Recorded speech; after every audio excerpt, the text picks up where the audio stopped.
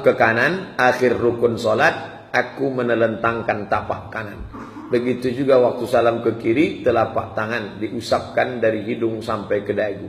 Apakah aku lakukan sudah lama karena orang tuaku begitu? Apakah ada dasarnya? Kalau ada 2 pendapat, saya sebutkan 2. Kalau ada 3 pendapat, saya sebutkan 3. Kalau ada 4 pendapat, saya sebutkan 4. Kalau ada 6 pendapat, saya sebutkan 6. Mana contoh yang 6? Allahu Akbar. Allahu Akbar. Allahu Akbar. Allahu Akbar. Allahu Akbar. Allahu Akbar. Mazhab Syafi'i 2. Antara pusat dengan dada 1. Di sebelah kiri riwayat Ibnu Khuzaimah 2. Mazhab Maliki 2. Di atas pusat 1, lepas 1. Mazhab Hanafi dengan Hambali 1, di bawah pusat. Pendapat Syekh Albani di atas pusat 6 pendapat. 1, 2, 3, 4, 5, 6. Tapi yang saya amalkan 1. Saya tetap pakai mazhab Syafi'i. Di atas pusat, di bawah dada. Allahu Akbar. Ini contoh yang 6 pendapat. Contoh yang 3 pendapat. Meletakkan tapak tangan di atas 1. Allahu Akbar. Tempel saja. Yang kedua, menggenggam alal wasghi. Ujung kelingking, ujung ibu jari. Allahu Akbar. Pendapat ketiga, dipangkal lengan. Ini lengan, ini lengan. Pangkal. Allahu Akbar. 3. 1, 2, 3. Yang tak ada, itu tak ada. Nah, itu cara saya menjelaskan. Kalau ada 3 saya sebut 3, kalau ada 5 saya sebut 5, kalau ada 6 saya sebut 6. Nah, tentang masalah membuka, berapa pendapat? 1 pendapat. Tentang masalah membuka, 1 pendapat. Assalamualaikum warahmatullahi. Assalamualaikum warahmatullahi. Tak buka. Jamaah Malaysia datang ke Pekanbaru. Waktu di Pekanbaru mereka segan bertanya, takut orang Pekanbaru tersinggung. Waktu saya datang ke Kuala Lumpur baru mereka tanya, Ustadz, waktu kami di Pekanbaru, kami tengok banyak orang buka. Mana dalilnya Pak Ustadz? Saya bilang tak ada. Lalu datang dari mana? Wallahu a'lam bishawab. Maka tentang buka tangan salam, tak ada 2, 3, 4, 5, 6 pendapat. Tunggal 1 pendapat. Assalamualaikum warahmatullahi. Assalamualaikum warahmatullahi. Tentang masalah mengusap wajah. Hadis riwayat Sunan Tirmizi. Nabi tak pernah menurunkan tangannya. Nabi kalau ngangkat tangan berdoa, Nabi tak pernah menurunkan tangannya illa yamsaha bihima wajhahu, sebelum turun dia usap wajahnya. Subhanarabbika rabbil izzati amma yasifun wa salamun alal mursalin walhamdulillahi rabbil alamin. Setiap dia menurunkan tangannya, diusapnya dulu wajahnya, baru turun. Nah, hadis ini dhaif.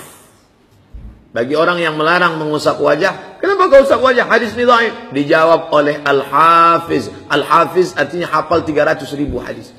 Ibnu Hajar Al-Asqalani dalam kitabnya Bulughul Maram. Bulughul Maram min adillatil ahkam. Kitab fikih. Apa kata dia dalam Bulughul Maram? Hadis tentang mengusap wajah setelah berdoa memang dhaif. Dhaif. Tapi karena jalur riwayatnya banyak, maka naik derajatnya menjadi hadis hasan. Berapa level hadis itu? 4. Paling tinggi sahih, di bawah sahih hasan, di bawah hasan dhaif, di bawah dhaif maudhu' palsu.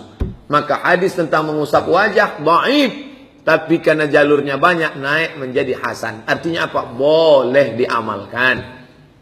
Nah, tentang orang yang tadi habis sholat, habis itu dia usap wajahnya. Kenapa dia usap wajahnya? Saya tak tahu. Karena tak tahu saya tanya. Saya takut nyalahkan orang. Kenapa kalian usap wajah kalian? Saya habis berdoa Pak Ustaz. Habis berdoa kan usap wajah. Mana doanya? Fil alamina innaka hamidum majid. Allahumma fir lima qaddamtu wa ma akhartu wa ma asrartu wa ma a'lantu wa ma asraftu wa ma anta a'lamu bihi minni. Antal muqaddim wa antal muakhiru la ilaha illa anta subhanaka inni kuntu minaz zalimin. Allahumma inni a'udzubika min azabi jahannam wa min azabil qabri wa min fitnatil mahya wal mamat wa min syarri fitnatil masiihid dajjal. Assalamualaikum warahmatullahi. Itu doa apa tak doa? Doa. Habis berdoa kan mengusap wajah. Kata dia, itulah dalil kami. Tapi saya tak pakai. Saya tak pakai itu. Karena dalam hadis yang tadi mengusap wajah itu, saat berdoa itu tangannya menampung. Habis menampung baru. Waktu tadi itu ada tangan menampung. Kecuali dia menampung. Allah maghfir lima qaddamtu wa ma akhartu wa ma asrartu. Tak ada. Belum pernah saya nengok orang sholat mengangkat ini. Jadi pengambilan dalilnya terlalu panjang. Oleh sebab itu saya salam tetap satu periwayat. Habis itu saya tak mengusap wajah. Setelah selesai berdoa, baru saya mengusap wajah. Itu penjelasan detail sedetil-detil. Ya? Yang mana? Dalam kunut. Nah, dalam masalah kunut, mana yang afdal? Dijawab oleh Imam Nawawi dalam kitabnya Al-Azkar. Kata Imam Nawawi tentang masalah doa kunut, Al-Azkar 3 pendapat. Yang pertama, diangkatnya lalu diusapnya. Yang kedua, diangkatnya lalu kemudian tidak mengusap. Yang ketiga, tidak dia mengangkat, dia mengaminkan saja dan tidak mengusap. Pertama, diangkat. Allahumma hdina fi man hadait. Sampai akhir. Wa sallallahu ala sayyidina Muhammadin nabil ummi wa ala alihi wa sahbihi wa baraka wa sallam. Satu. Yang kedua, wa sallallahu ala sayyidina Muhammadin nabil ummi wa ala wa baraka wa sallam. Tidak mengusap. Yang ketiga, dia tak mengangkat dari awal. Hanya mengaminkan. Allahumma hdina fi man hadait. Amin. Wa afina fi man afait. Amin. Dia tetap mengaminkan. Dan di akhir dia tidak mengusap. Nah, dari 3 pendapat ini, kata Imam Nawawi dalam Al-Azkar, mana yang kuat? Mengangkat, tidak mengusap. Tetap angkat, dan tidak mengusap. Tapi kalau ada kawan sebelah mengusap, tetap masuk dalam 3 pendapat. Tapi saya tak mengusap. Menyapu, kata orang Melayu.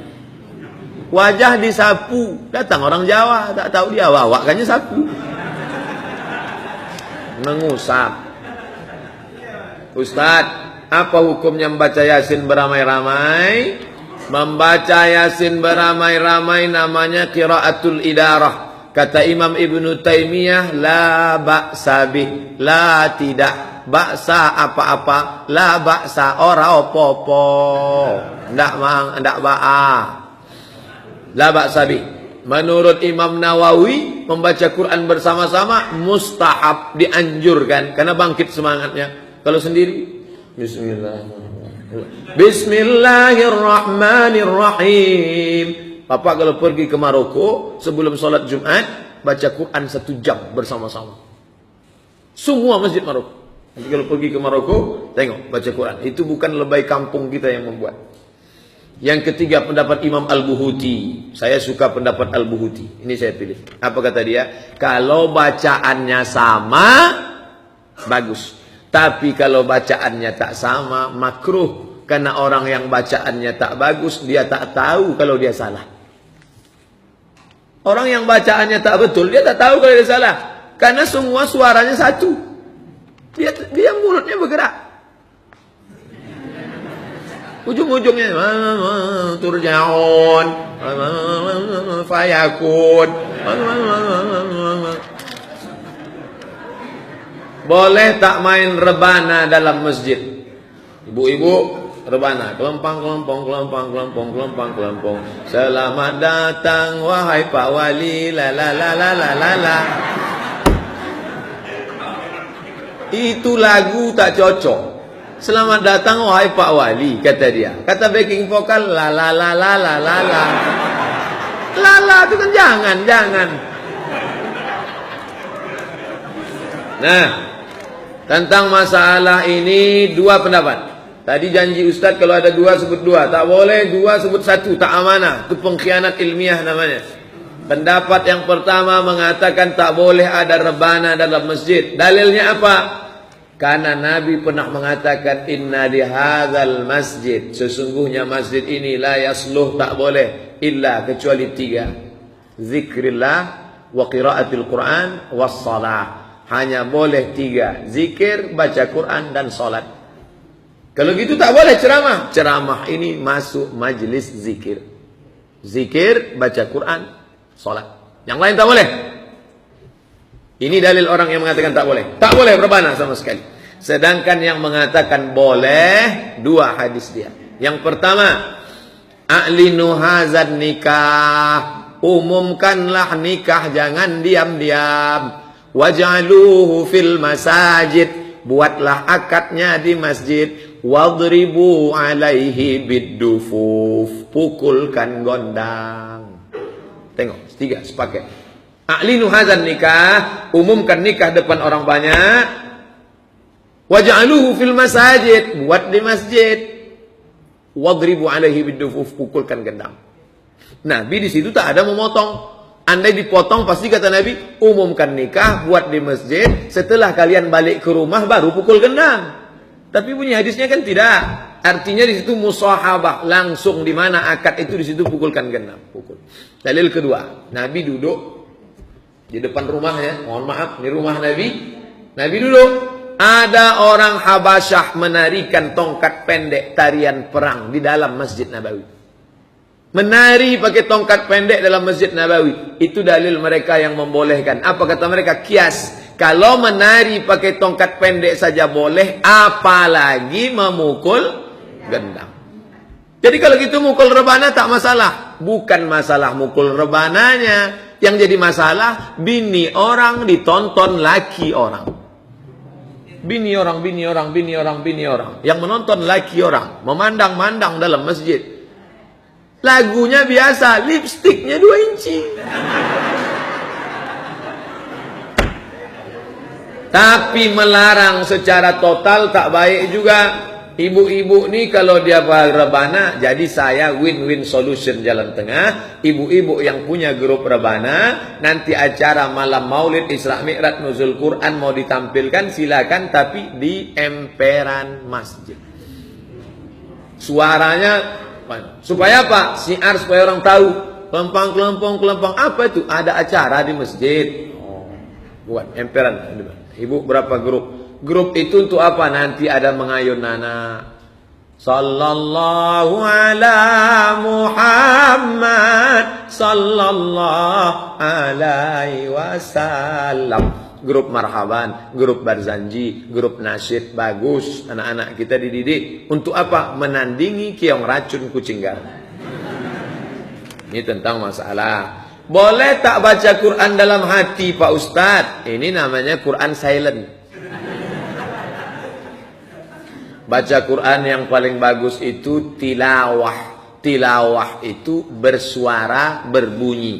Kalau tak bersuara, tak berbunyi, bukan tilawah namanya. Mutola'ah. Itu hebatnya bahasa Arab. Bersuara, berbunyi, tilawah. Makanya disebut musabaqah tilawatil Quran. Bersuara. Idgham, ikhfa, iqlab. Macam mana juri mau menilai idgham, ikhfa? Tak berbunyi. Nun berjumpa dengan qaf. Min qalqalah qab la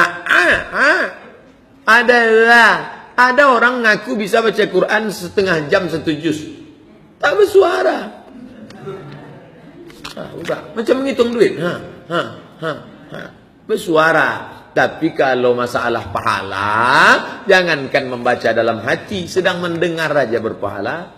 Wa idza quri'al Qur'an, kalau ada orang baca Quran, fastami'u, dengar baik-baik, wa ansitu, diam, la'allakum turhamun.